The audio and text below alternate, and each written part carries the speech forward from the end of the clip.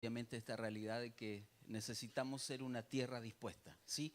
Toda nuestra vida, todo nuestro ser, el corazón, todo lo que somos de alguna manera delante del Señor, nos presentamos como tierra.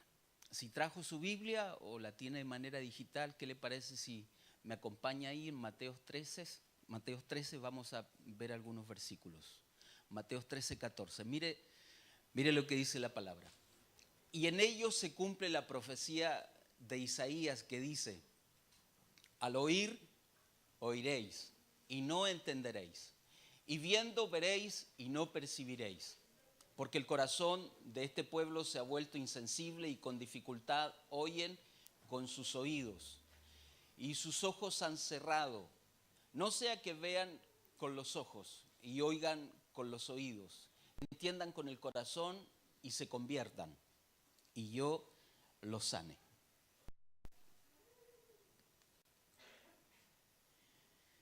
Versículo 16. Pero dichosos vuestros ojos porque ven, y vuestros oídos porque oyen. Porque en verdad os digo que muchos profetas y justos desearon ver lo que vosotros veis y no lo vieron, y oír lo que vosotros oís y no lo oyeron. Amén. Básicamente es el Señor el que está declarando estas palabras para decirle a sus discípulos que ellos, como grupo elegido, escogido, llamado por Dios, tienen una muy hermosa bienaventuranza, una dicha de poder con sus ojos ver y con sus oídos oír, poder entender no solo un mensaje, una predicación, sino una promesa cumplida que muchos en el Antiguo Testamento anhelaron verla, pero que no la recibieron. Y que si recordamos en el libro de Hebreos, en el capítulo 11, hay una tribuna de hombres de fe, de conquistadores, que se movieron como viendo al invisible y que caminaron por una ciudad y por una patria mejor. Pero no la encontraron, no la recibieron. Aún así llegaron a la muerte esperando algún día poder ver al Mesías, que era la promesa de algún día ver a ese Mesías. La mayoría o los profetas mayores, los que escribieron y los que hablaron acerca de Jesús, todos ellos apuntaron a ese Mesías que venía a llenar esa necesidad, ¿sí? Ahora, en los primeros versículos Dios le habla de ese pueblo judío, religioso, que aún teniendo ojos para ver y oídos para oír, no veían la realidad que había delante de sus ojos. ¿Sí? Muchos negaron al Señor, o sea, ¿cómo era posible que se llamara hijo de Dios? No, Él no es Mesías. Muchos lo quisieron matar, lo buscaron. Por lo tanto, hubieron personas que en su vida no se dieron cuenta de lo que había delante de sus ojos, ¿sí? Ahora, mire, vamos a ir primero por qué vamos a hablar de una tierra dispuesta. Génesis, en el capítulo 12, el versículo 7 dice: entonces el Señor Dios formó al hombre del polvo de la tierra y sopló en su nariz el aliento de vida. Y fue el hombre un ser viviente. ¿Sí? Luego, Romanos, el apóstol nos dice: ¿o no tiene el alfarero derecho sobre el barro de hacer de la misma masa un vaso para uso honorable y otro para uso ordinario? ¿Sí? Ok. Cuando el apóstol habla de barro, obviamente está hablando de nosotros, de la persona, del Hijo de Dios, de un barro que es moldeable, ¿sí? Y que se puede manejar. Y obviamente Génesis habla de que fuimos hechos del polvo de la tierra y recibimos de parte del Señor su aliento de vida. Entonces, de alguna manera, en esa expresión donde dice hagamos al hombre a nuestra imagen y semejanza, hubo una participación de un Dios trino que de alguna manera metió sus manos a la tierra, al polvo, al barro, como lo quiera llamar, y hizo al ser humano. ¿sí? Y provocó obviamente la vida y todo lo que sigue además. Ahora, no podemos perder de vista que nosotros como personas somos tierra. Y básicamente científicamente tenemos mínimo 14 elementos en nuestro cuerpo que son los mismos elementos o minerales que están en la tierra, ¿sí? Es decir, somos tierra. Por lo tanto, debiéramos entender que, hermanos, la tierra llama a la tierra. Eso no es medio raro, ¿no? Debiéramos entender que corremos peligro de vivir en una ciudad sin entender la función que tenemos en esa ciudad, ¿sí? Porque las entidades o lo que opera en la ciudad se manifiesta en la vida de las personas. Dentro de esa ciudad vivimos nosotros, somos parte de una sociedad, ¿sí? Y muchos de nosotros amamos nuestra tierra, donde nacimos, o la ciudad, o el país, como lo quiera ver. Y otros, no digo que sea malo, pero hay otras personas que más eufóricamente defienden su país, su bandera, ¿sí? Porque es nuestra tierra. Pero no podemos perder de vista que nuestra ciudadanía y que nuestra herencia no está aquí. Es decir, hay algo mayor, hay una ciudad mucho mayor, hay una promesa aún más excelente. La tierra va a seguir siendo tierra y le quedan muchos años más de vida, mínimo 1000 años más por lo menos, pero independiente de eso, nosotros para Dios necesitamos ser una tierra dispuesta, ¿sí? ¿Por qué se lo digo, hermanos? Porque a veces inconscientemente adoramos, prometemos, alzamos las manos, Señor, te serviré hasta la muerte, contigo estoy en todas y a donde quiera que vaya yo iré. Entonces imagínese, en algún minuto Dios le dice, arma tus maletas. Imagínese, Dios le habla tal cual como le habló a Abraham. Entonces la pregunta es, ¿estamos dispuestos a dejar todo? ¿A ser una tierra dispuesta y un vaso de barro moldeable? Porque el alfarero lo que quiere es trabajar con nosotros, ¿sí? Olvídese, no tienda a pensar de que el plan de Dios solo está asignado a su casa, a su tierra, a su familia. Me va a perdonar, hermano, estamos en una iglesia, estamos en un ministerio donde la historia es totalmente distinta, ¿sí? O sea, yo se lo digo porque acabo de mirar a la hermana Debbie y con respecto a lo que estamos hablando, es decir, está en otro país, su familia en otro lugar.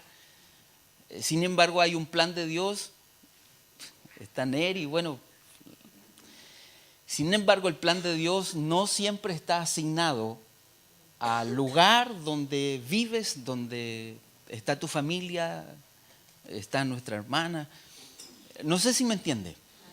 Entonces, cuando hablamos de tierra dispuesta, no solo estamos hablando de obedecer y dejar que Dios nos moldee y trabaje. No, simplemente estamos también hablando de que hay un maravilloso plan del Señor. Ahora, qué lindo sería que nosotros conociéramos ese plan de principio a fin. Porque a veces uno dice, Señor, pero déjame conocer lo que viene como para prepararme y hacer algo. No, hermano, porque imagínese, la misma pregunta se lo hicieron los discípulos al Señor y el Señor le dijo, no, tranquilo, no están preparados todavía. O sea, hay cosas que Dios tiene preparadas para nosotros. Hermanos, créame, si las sabemos hoy, nos da miedo. Pero sin embargo, necesitamos entender que hay una función muy básica como hijos del Señor. Necesitamos oír a Dios y ver lo que Él tiene preparado para nosotros. Entonces cuando el Hijo del Señor se revela y se manifiesta, no todos lo ven y no todos lo oyen. Porque aún su propio pueblo, a los que ellos vino, no lo reconocieron, pero no lo reconocieron porque estaban tan cegados con una tradición, con una cultura, con una enseñanza, que no fueron capaces de dimensionar el momento oportuno cuando el Señor se les aparece. Peor aún, porque cuando Jesús se les aparece, les viene a cambiar todo su código legal, todo lo que ellos creían, todo lo que ellos habían cuidado, habían guardado, todo el servicio, toda la tradición que habían escuchado, todo lo que tenía que ver con el templo, todo lo que tenía que ver con la construcción, todo lo que tenía que ver con el patio exterior, el atrio, el lugar santísimo. Eran tan cuidadosos de toda esa mega estructura que en realidad perdieron al Señor del templo. Entonces todo su respeto era para una tradición que representaba algo, pero cuando lo genuino y lo verdadero llegó a ellos, no lo reconocieron. ¿Sí? Entonces, ¿qué sucede, hermanos? Necesitamos entender que Dios quiere trabajar con nosotros todos los días, ¿sí? Y que nuestra vida en Cristo no se restringe solo al día en que tenemos culto. Nuestra vida en Cristo, básicamente el 90% de nuestra vida en Cristo está allá afuera. Es allá afuera donde necesitamos manifestar esa vida. Y para manifestarla allá afuera, hermanos, necesitamos ser una tierra dispuesta, ¿sí? De verdad que el alfarero tiene derecho para trabajar en nosotros. Ahora, Jeremías 18 dice: no puedo yo hacer con vosotros, casa de Israel, lo mismo que hace este alfarero. Es el ejemplo. Declara el Señor: he aquí como el barro en manos del alfarero, así sois vosotros en mi mano, casa de Israel. Básicamente Él nos va a moldear y va a trabajar siempre y cuando seamos una tierra dispuesta, ¿sí? Hubieron muchos vasijas, vasos, jarros, como lo llamemos, que se fueron al campo del alfarero. Es decir, esas que se estropeaban y se hacían tira, las iban a tirar a un campo afuera. Era un campo que solo se tiraban los desperdicios. Ese campo lo compraron los sacerdotes con las 30 monedas que devolvió Judas. Y allá se tiraba todo lo que nos servía. Hay material que al Señor no le sirve y que tal puede ser desechado. Y luego tomar un nuevo material y comenzar a trabajar, ¿sí? Es interesante el poder pensar así. Mire lo que dice Mateo. Y acercándose los discípulos le dijeron: ¿por qué les hablas en parábolas? Y respondiendo él les dijo: porque a vosotros se os ha concedido conocer los misterios del reino de los cielos, pero a ellos no se les ha concedido. Es decir, ellos tenían una postura de privilegio. Dichosos son, decía el texto anterior, que ustedes pueden ver y oír lo que se está manifestando. Hermanos, no todos pueden ver y oír lo que se está manifestando de parte del Señor, ¿sí? Un mover de restauración, un mover de salvación, un mover de transformación. Básicamente el llegar a su casa tiene que ver con que nuestra vida sea transformada, con que esa vasija sea hecha de tal manera que el día de mañana esté dispuesta para ser usada, ¿sí? Todos tenemos Biblia, es decir, el libro físico. Se ve bonita en la estantería, en la biblioteca, en el mueble. Se ve bonita ahí. Y a veces pasa mucho tiempo y sigue ahí. Pero ¿cuántos tenemos la acción de ir, tomar y usar? Eso pasa con las vasijas. Eso pasa con las copas, las tazas bonitas. ¿No le pasa que su mamá compra vasijas, tazas, copas bonitas y las pone en la repisa? Estas son lindas y las vamos a usar para ocasiones especiales. 5 años, hermano. Nunca he visto una taza de esa en la mesa. ¿No le pasa eso? ¿No le pasa que a veces son loza tan linda que la guardamos ahí? Es tuya. Úsala.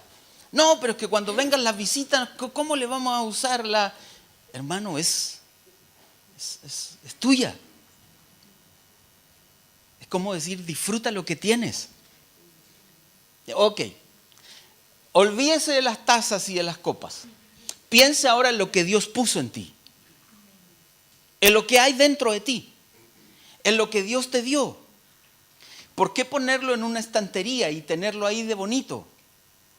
Y usarlo cada vez que, para ocasiones especiales, para el retiro, para la vigilia. No, hermano, es algo hermoso que Dios puso. La unción que Dios nos da no es para nosotros. El aceite que Dios derrama sobre nosotros no es para comerla a nosotros, ¿sí? No es para que nos unja a nosotros. Todo lo que recibimos de parte de Dios es para darlo a otros. Entonces no podemos tomar lo lindo de Dios y ponerlo ahí, y está bonito, y guardarlo, y lo voy a usar en ocasiones especiales. Necesito presentarme delante del trono del Señor como una tierra dispuesta. Y dentro de eso necesito entender que me presento a Él como vaso en sus manos. Entonces, ok, mire cómo reconoce el Señor, porque primero los discípulos le preguntan al Señor, ¿por qué hablas en parábolas? O sea, ¿por qué a ellos, entre ejemplos de la vida diaria y entre ilustraciones de la barca, del viento, ¿por qué? ¿Y por qué a nosotros? Qué tremendo, porque es el Señor que le dice, a ti se te ha concedido conocer, pero a otros no. Entonces, si nosotros tenemos la oportunidad de accesar a toda la revelación del Señor, pues valoremos lo que Él nos ha dado. ¿Sabía usted que el Señor es el primero y el último que siempre cree en nosotros? Todos los demás o se desilusionan. Se me cayó del pedestal el hermano. No, sin embargo, el Señor siempre está hasta el final creyendo en ti. Y nos dice, dichosos son ustedes que pueden ver lo que están viendo. Hermano, no vamos a entrar en detalle, obviamente, pero cada uno de nosotros tenemos nuestra historia. Pero yo conocí personas, generaciones que ya pasaron, que anhelaron ver lo que hoy día nosotros vemos. Y eso que tal cual como se nos recuerda los días domingos, a veces esto está recién comenzando. Pero hubieron generaciones pasadas, padres, abuelos, bisabuelos, que anhelaban ver un fluir, un beber del agua. Gente que es transformada no por una sesión, no por 5 minutos o por media hora de psicología. Gente que es transformada por el Espíritu Santo. Ahora, qué tremendo, porque es muy importante definir qué tipo de tierra somos. Las tierras pueden mejorar. Una tierra mala puede llegar a ser muy buena. ¿Ha oído hablar del compost? Yo empecé también a hacer el compost. Y es un proceso impresionante. Pero los resultados, ¿se imagina el Señor haciendo compost nosotros? Y transformándolo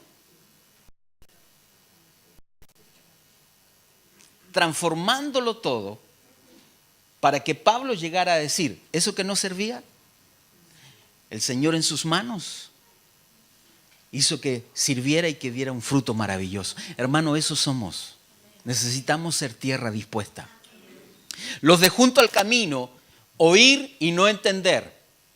Viene el maligno y roba la semilla. Esto tiene que ver, está como resumido, pero tiene que ver en los textos más abajitos de Mateo. Esos que habla que la semilla o la palabra cayó junto al camino son aquellos que oyen pero no entienden. Y por causa de no entender, viene el maligno y roba la semilla. ¿Sí? La palabra es entregada, la revelación es entregada, pero necesitamos trabajar tu tierra y mi tierra para que podamos no solo oír, sino entender la palabra. Porque cuando podemos recibir tremenda revelación, tremenda enseñanza, hermano, los los diluvios, los 7 Adanes, qué sé yo, todo. Podemos empaparnos de todo ese conocimiento, que no es malo, es muy bueno, pero si no lo entendemos, toda semilla que estamos recibiendo, el maligno por otro lado nos está robando y nuestra tierra no está siendo abonada. Entonces, cada vez que tú y yo recibamos una verdad de Dios, su palabra, necesitamos cuidar esa semilla. Entonces, qué tremendo es, porque a veces aquí Dios ministra nuestra fe. La fe viene, se aumenta, crece por el oír y el oír la palabra. Entonces, cada vez que oigamos, cada vez que la palabra llega a nosotros, esa fe crece, aumenta. Es una palabra, es una semilla de vida que Dios nos entregó. Y algo que estaba muerto volvió a vivir. Suena, molesta mucho, ¿no? Si no cambiamos, ya, ¿me ayudas? Entonces, todo lo que estaba muerto y sin esperanza recibió la semilla y nos vamos de aquí resucitados, con nueva fuerza y volvemos a empezar. Pero allá afuera, hermano, allá afuera hay un maligno que lo único que quiere es robar la semilla. ¿Por qué? Porque no quiere que nosotros seamos buena tierra. ¿Sí? Ahora, la semilla en pedregales habla de...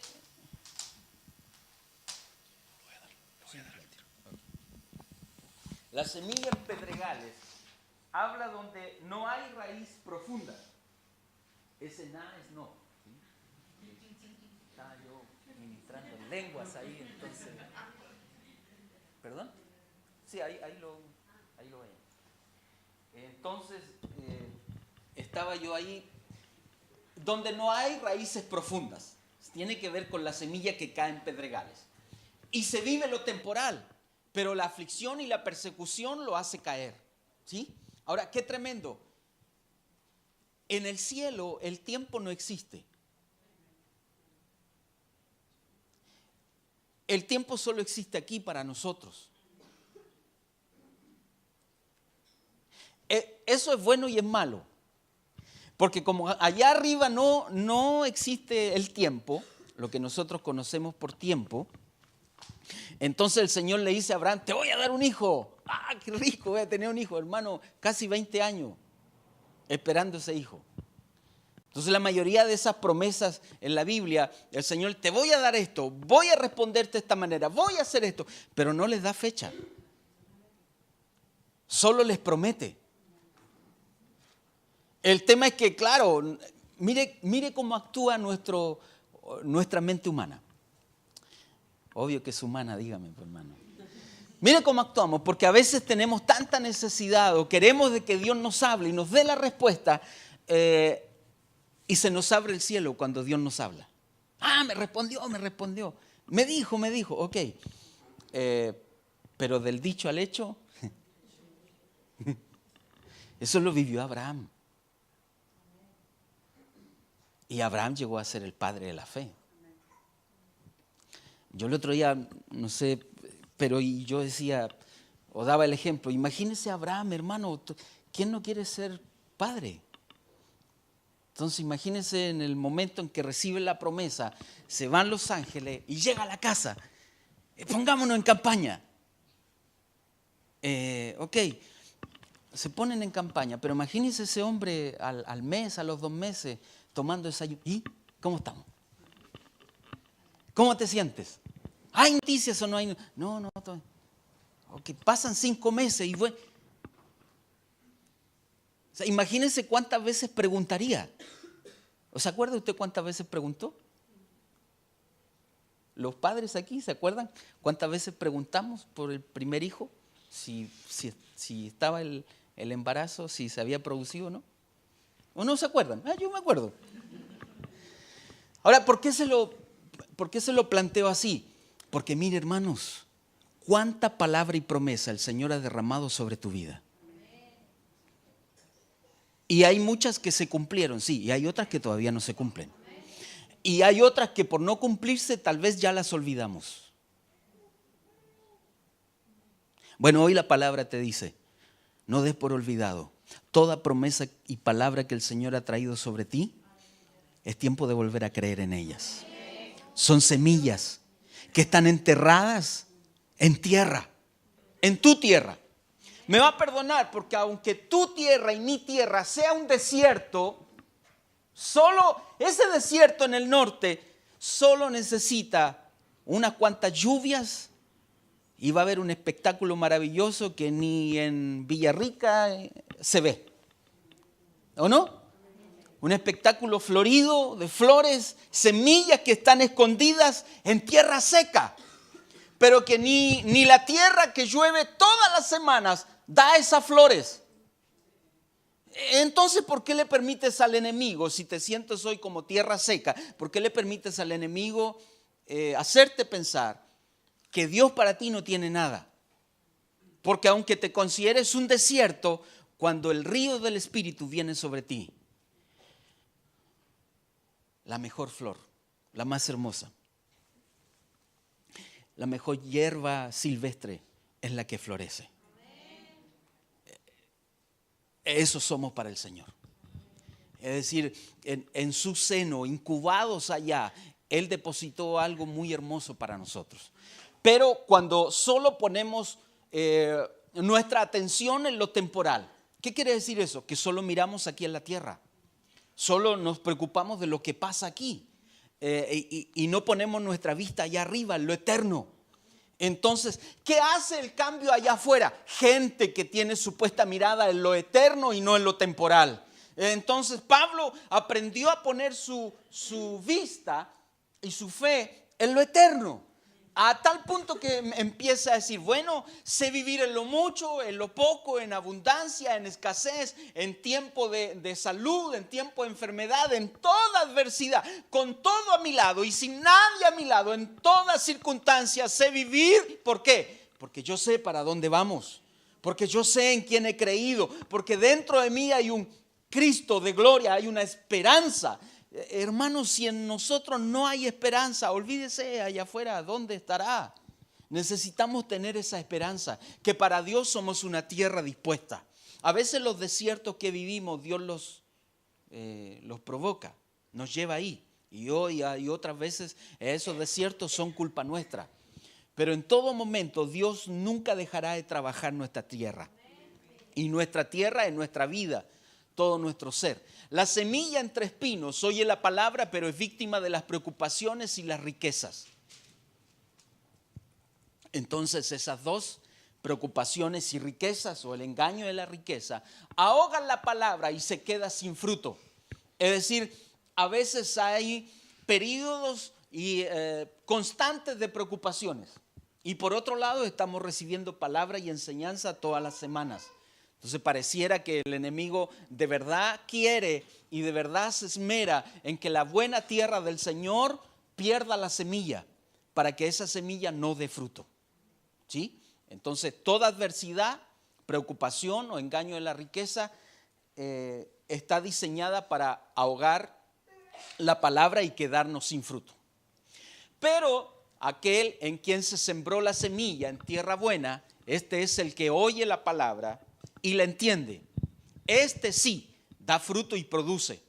Uno a 100, otro a 60 y otro a 30. ¿Sí? Esto también tiene varias interpretaciones, pero también está ligado al cómo, al cuándo y al dónde. El 30, el 60 y el 100 están ligados también al cómo, al cuándo y al dónde. Hay un tiempo, hay un lugar específico en que esa semilla va a dar tu fruto. Ok, mire lo que dice Juan. Yo soy la vid verdadera y mi padre es el labrador. Jesús, yo soy la vid, Él se presenta, pero dice mi padre es el labrador. Es decir, Dios mete sus manos en nuestra vida y trabaja la tierra. Entonces, uno de esos será yo lleno de ortigas. Dios bendiga la ortiga porque yo sufrí mucho con la ortiga. Pero imagínense una tierra llena de ortigas, donde nadie se puede acercar porque el que se acerca se pincha. Entonces a veces hay tierras, entre comillas, personas que son como la ortiga. Nadie se les puede acercar porque el que se acerca. Pero ¿qué hace el labrador? El labrador tiene que trabajar nuestra tierra. Entonces en ese proceso de construcción viene la máquina a la retro y limpia, saca, quita todo, echa abajo y rompe con todo y deja algo pero parejo y limpio. Ok, espiritualmente a veces la retro nos entra con todo, hermano. No podemos perder de vista que Él quiere trabajar en nuestra tierra, porque a cualquiera que tiene se le dará más y tendrá en abundancia, pero a cualquiera que no tiene, aún lo que tiene se le quitará, aún lo poco que tenemos. Es un principio de semilla, de siembra y cosecha dentro del reino de Dios. Aunque sea una semilla, aunque sea lo poco que tenemos, hermano, necesitamos ponerlo en las manos del Señor para que eso se multiplique. ¿Por qué? Bueno, porque a nuestro parecer el término justicia es muy distinto a cómo el cielo lo ve. Lo que yo estimo que es justo es muy distinto a lo que el cielo estima que es justo. Entonces, producto de eso o de ese pensamiento tiene que ver el texto de Mateo 13, el versículo 12. Porque a cualquiera que tiene se le dará más y tendrá en abundancia, pero a cualquiera que no tiene, aún lo que tiene se le quitará. ¿Es justo eso?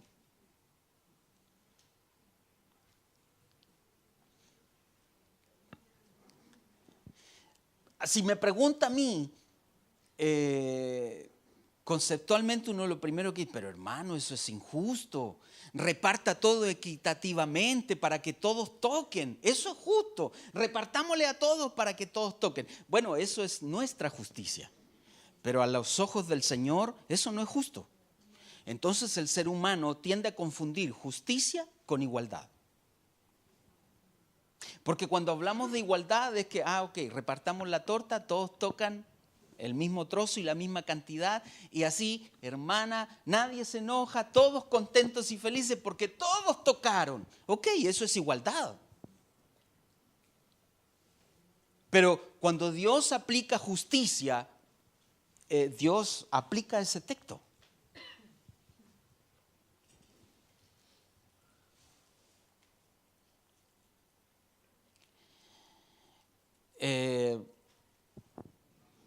Entonces nos sirve cuidar y guardar lo poco que tenemos. Porque corremos el peligro, lo poco que tenemos, si no lo producimos, se nos va a quitar.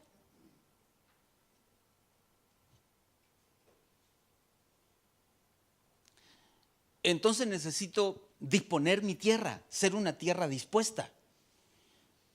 ¿A quién enviaré? O sea, Dios comienza a mirar y a decir, hay una ciudad que sufre, hay una ciudad pecadora, hay una ciudad que está rompiendo los límites. Voy a salir a mirar. ¿Quién se pone a favor de la ciudad? Si no hay nadie, la destruyo. Y dice la Biblia que salió, mandó sus ángeles a caballo a recorrer la tierra. Si había alguien que peleara a favor de la ciudad, hermano, y en esa ronda no había nadie. Y dice, y se sorprendió el profeta, dice, y se sorprendió que no hubiera nadie que se pusiera en la brecha, que intercediera. En esa separación que Dios tenía entre su reino y la ciudad, había una separación. ¿Qué es lo que separaba? El pecado.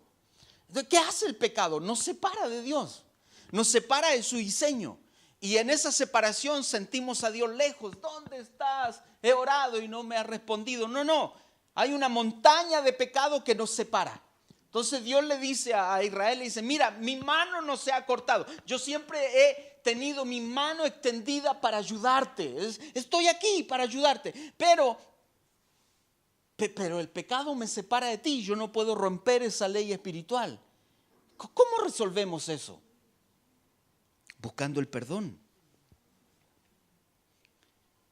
Actuando con arrepentimiento. Entonces yo necesito entender que el Señor siempre va a querer trabajar en mi tierra. ¿Por qué? Bueno, porque Él no me quiere quitar lo poco y nada que tengo. Mejor aún, lo poco y nada que tengo, Él lo quiere hacer florecer como una hermosa semilla. Llegar a ser la más hermosa de todas. Pero es que es tan poco. No, es poco a la vista nuestra. Imagínense, de acuerdo a esto, el Señor viene y le dice, si tan solo tuvieses la fe como un... Ok, ¿a cuánto el apóstol le puso un grano aquí, hermano?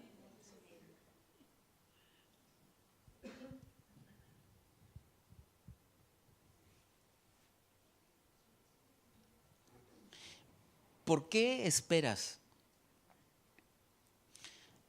tener toda la teología del mundo y estar 100% preparado para que Dios te use? O sea, hermano, si está esperando eso, le aseguro, Cristo viene y no nos vamos a sentir 100% equipados. Entonces cuando el Señor le pregunta a Moisés, le dice, ¿qué tienes en la mano? Una vara. Es una vara nomás, Señor, es un palo seco. No importa, tómala y úsala. ¿Qué tienes en tu mano? Hermano, es que yo tampoco. No, es que eso poco, aunque tu realidad sea un desierto árido, me va a perdonar, pero no creo que aquí exista esa realidad de desierto árido. Pero seamos, no seamos extremistas. Pongamos el ejemplo. Aunque tengamos una vida espiritual que sea como un desierto árido, bueno, ese desierto árido solo necesita el río del Espíritu Santo para que pueda florecer. No des nada por perdido. Ahora, al encenderse la lámpara del temor para que no perdamos lo que hay en nuestra mano, ¿sí? Al encenderse esa lámpara de temor, obviamente también se enciende la lámpara de la sabiduría. Porque el Salmo dice, el principio de la sabiduría es el temor del Señor. Buen entendimiento tienen todos los que practican sus mandamientos. Es decir, ¿por qué necesito que la lámpara del temor se encienda? Necesito reconocer lo que Dios puso en mi mano. Aunque sea solo la pequeña semilla de mostaza. Solo eso. No, me vas a perdonar. Solo eso el Señor necesita para decir al monte, para decir a la adversidad y para decir a la ciudad, muévete y se va a mover. Para decir a todo lo que se opone a tu llamado que se mueva y se va a mover. Solo el Señor necesita esa medida. No necesita mucho. ¿Por qué? Bueno, porque Él es todopoderoso. Entonces por eso necesitamos de alguna manera que la lámpara del temor se encienda en nuestro espíritu para cuidar lo que Él nos está dando. Recuerda al principio, dichosos son, decía Jesús, porque ustedes pueden ver y oír lo que otros no están viendo y no están oyendo. ¿Sí? Más o menos me entiende a dónde me dirijo con ese comentario, ¿no? La religión ha hecho mucho daño. Mire lo que dice Isaías 5. Cantaré ahora a mi amado, el canto de mi amado acerca de su viña. Estaba muy enamorado esta persona. Mi bien amado tenía una viña en una fértil colina. La cavó por todas partes, quitó sus piedras y la plantó de vides escogidas. Edificó una torre en medio de ella y también excavó en ella un lagar y esperaba que produjera uvas buenas, pero solo produjo uvas silvestres. Pero el labrador, su amado, el responsable de la viña, hermano, hizo todo el trabajo. Cavó, hizo el lagar por aquí, por acá, puso el cerco, puso la torre, puso guardias para que no le roben la uva. Yo ya pedí perdón de eso, hermano.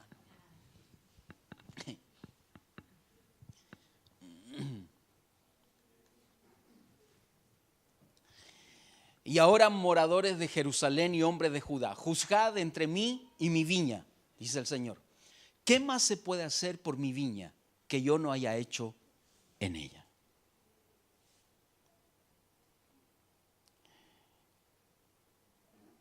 Dios nos ayude para que la lámpara del temor se encienda en nuestra vida. Oramos para que esa lámpara se encienda. Si se ha estado apagando, oramos para que se encienda en el nombre de Jesús. Porque Jesús dijo, mi Padre es el labrador. Y ese labrador trabaja en su viña. Esa viña eres tú.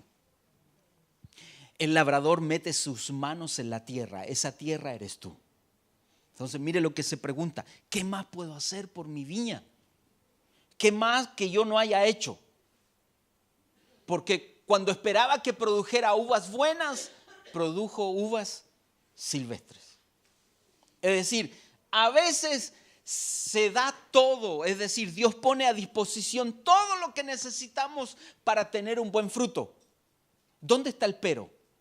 En nuestro corazón, en nuestra alma, en la voluntad que decide. Y determina mucho nuestra voluntad que decide, determina mucho el tipo de tierra que somos. Porque si yo decido en mi voluntad solo girarme en torno a todas mis preocupaciones, esas preocupaciones van a ahogar la palabra que Dios está sembrando en mí. ¿Sí? Ahora, otro profeta, Oseas 13:5, dice: yo te cuidé en el desierto, en tierra muy seca. Pareciera que a veces en esos momentos difíciles como que Dios se olvidó de nosotros. Sin embargo, todos los que entraron ahí, el Señor siempre estuvo atento a ellos. Aún en esos tiempos de desierto, el Señor es el que nos cuida. Ahora, la rebeldía hace mucho daño, provoca mucho daño. Entonces imagínense, Dios prepara un hogar para los solitarios, conduce a los cautivos a prosperidad. Solo los rebeldes habitan en una tierra.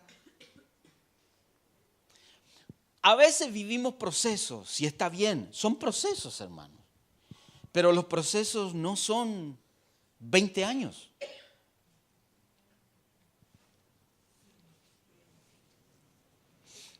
Ni siquiera el proceso de educación básica dura 20 años. ¿Cuánto dura la educación básica? ¿8? 9 con el kin. Dios bendiga a las educadoras.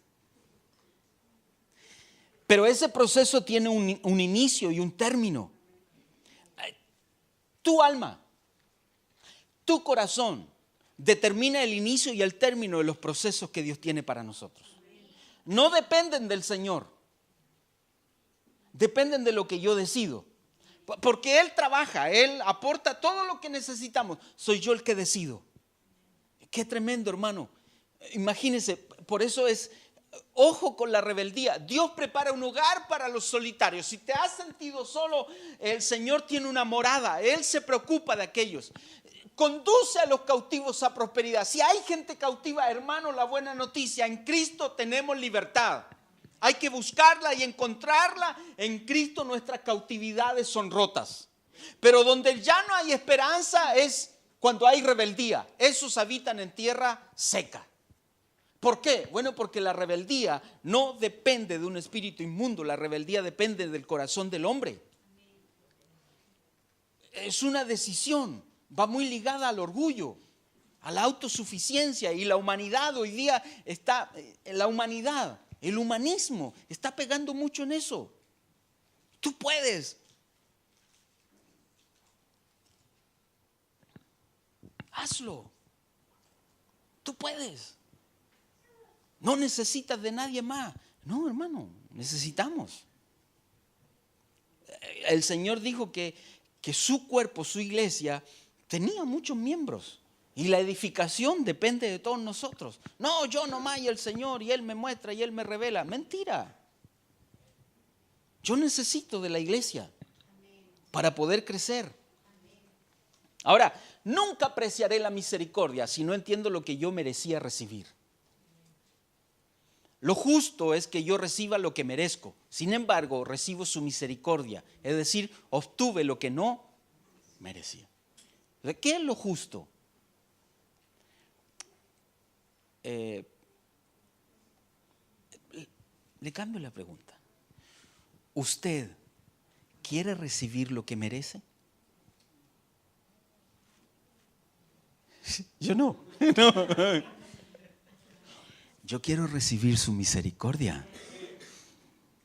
Y oramos para que tú recibas la misericordia del Señor.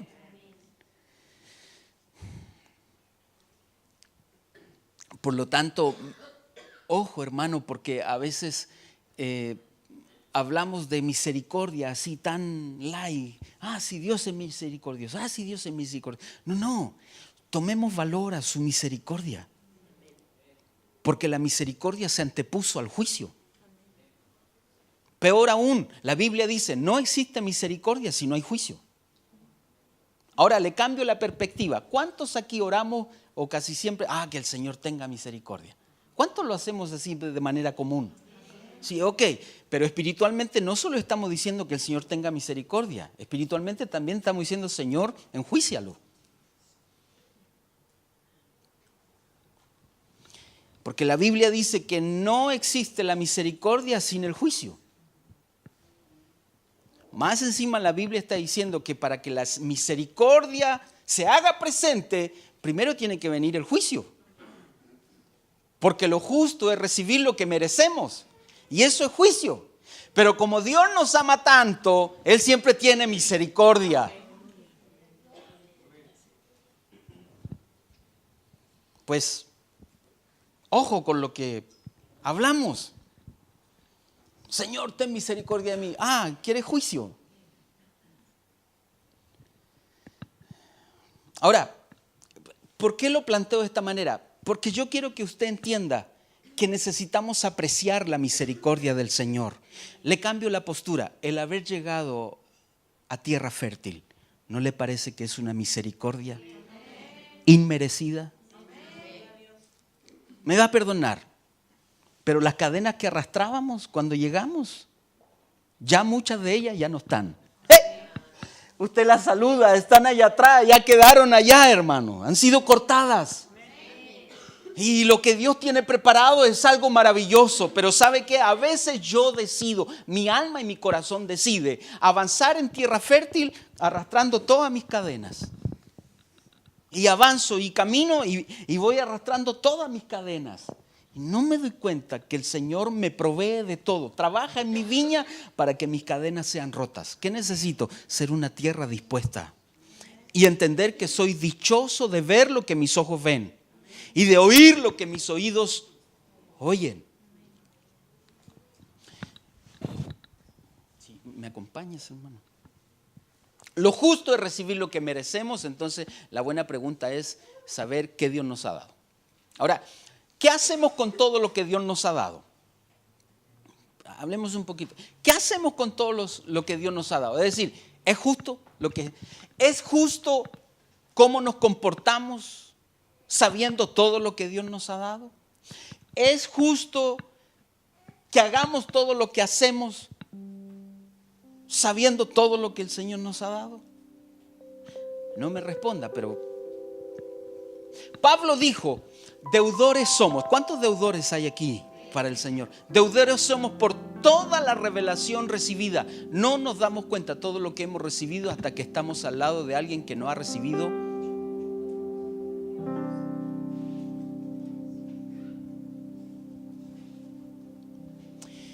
Algunos recibiendo muy poco dan mucho fruto, otros recibiendo mucho dan poco fruto. El juicio viene sobre aquellos que recibiendo mucho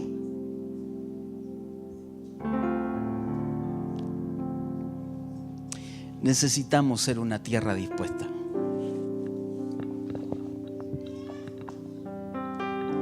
No nos damos cuenta todo lo que hemos recibido hasta que estamos al lado de alguien que no ha recibido mucho. Y ese que no ha recibido mucho llora, gime y clama. ¿Sabe lo que es orar con gemidos? ¿Alguna vez usted ha tenido la experiencia de orar con dolores de parto?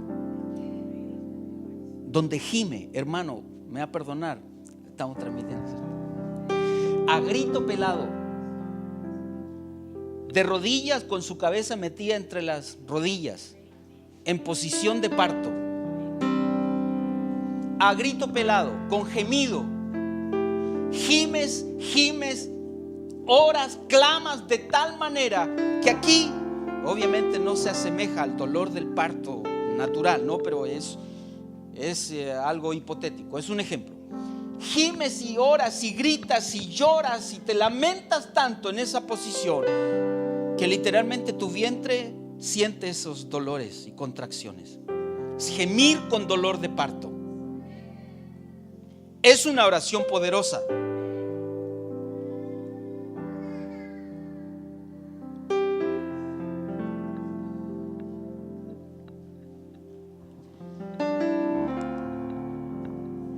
Cuando comenzamos a vivir obedeciendo las leyes y las normas del gobierno de Dios, se comienza a manifestar en mí una justicia impartida que no es mía, viene de parte del cielo. me presento de manera justa delante del trono de Dios. Y el texto dice, porque en el evangelio la justicia de Dios se revela por fe y para fe, como está escrito, mas el justo por la fe.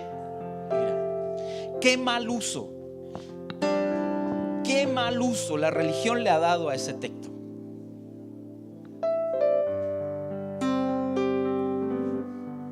No te preocupes, si el justo vive por fe. No tiene nada que ver con, no tiene que ver con sentarte a esperar que las cosas lleguen.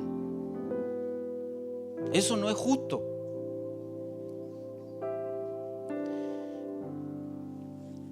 Tiene que ver con reaccionar con todo lo que estamos recibiendo. O sea, es tan precioso, es tan preciado, es tan puro, es tan inmaculado. Es una revelación, es una enseñanza, es una palabra, es una directriz, es un llamado, es un propósito. Es una tierra fértil donde tú entras y florece, te conecta con un diseño original.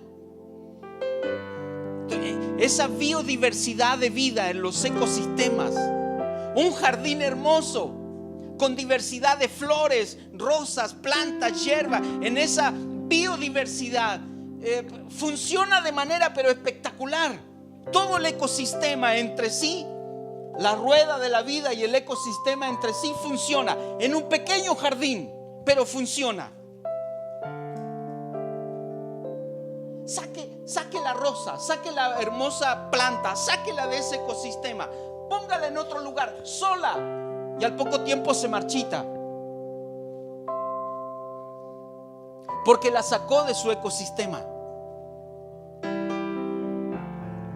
Hágala volver al jardín y póngala alrededor de todas sus compañeras y de todas las clases de plantas y vuelve a tomar vida nuevamente. ¿Por qué? Porque el ecosistema la alimenta. ¿Qué hace el enemigo? Te quiere separar del jardín, del huerto. Te quiere sacar de ahí. ¿No le parece familiar a que un hombre llamado por Dios para ser fructífero, bendecido, el enemigo lo quiso sacar del huerto? ¿Para qué? Para que no produjera. ¿No le parece raro entonces que a veces venga mentalmente o emocionalmente el sentimiento de poder irse? De poder salir del ecosistema. Voy a otro lugar mejor. El problema no son las iglesias. El problema es el corazón del hombre. Porque iglesias buenas, iglesias malas, no, sí, es el hombre el que provoca eso. Dios ama a su cuerpo. El tema es que todas no son iguales, porque todo nuestro cuerpo es distinto. Pero tú y yo necesitamos entender que ante Dios debemos presentarnos como tierra fértil y presentarnos delante del Señor mostrando y disponiendo para usar todo lo que Él nos ha dado. Dichosos somos de oír y ver lo que hoy está delante de nosotros.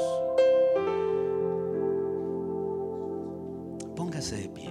¿Qué le parece si adoramos al Señor? Si con nuestro canto le decimos que somos tierra dispuesta. Si con nuestro canto le declaramos nuestra identidad y reconocemos lo que somos.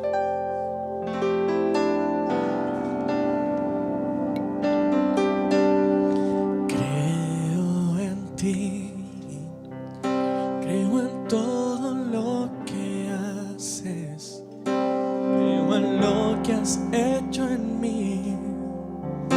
Llegaste y me rescataste. Creo en ti, y aunque el sol se apagara, yo sé que tú eres mi luz. Sobre mí están tus alas, eres es quien me da la fuerza y ha creído siempre en mí. Y aunque el mundo se acabara, con todo yo diré: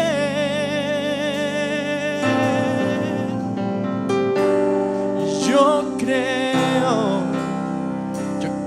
en tu palabra, creo que tú me levantarás, tú me levantarás. Yo creo en tus promesas, creo que tú me levantarás, tú me levantarás. Yo creo en tu venida, creo que tú me levantarás, tú me levantarás.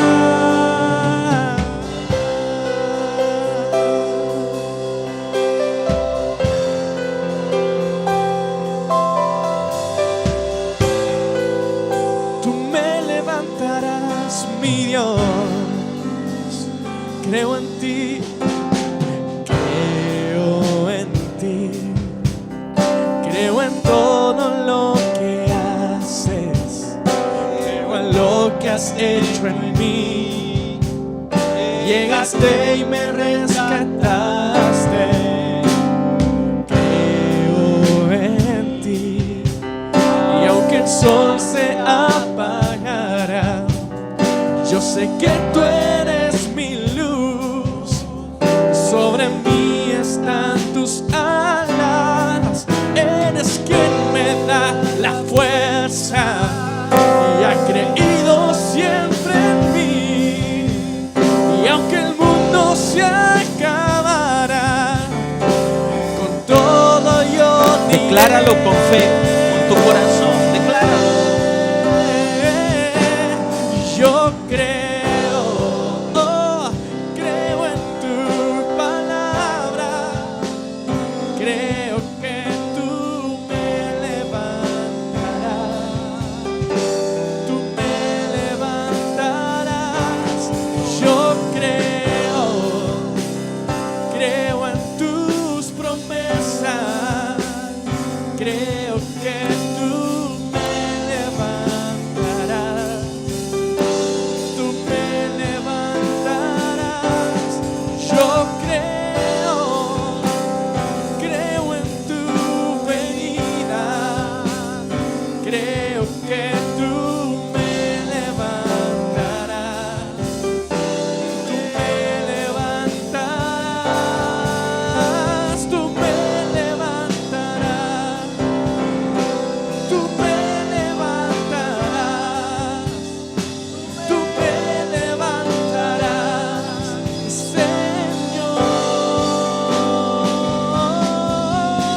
Tú me levantarás, tú me levantarás, tú me levantarás, oh Señor.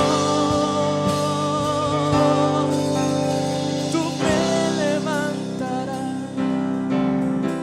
tú me levantarás, tú me levantarás, Señor.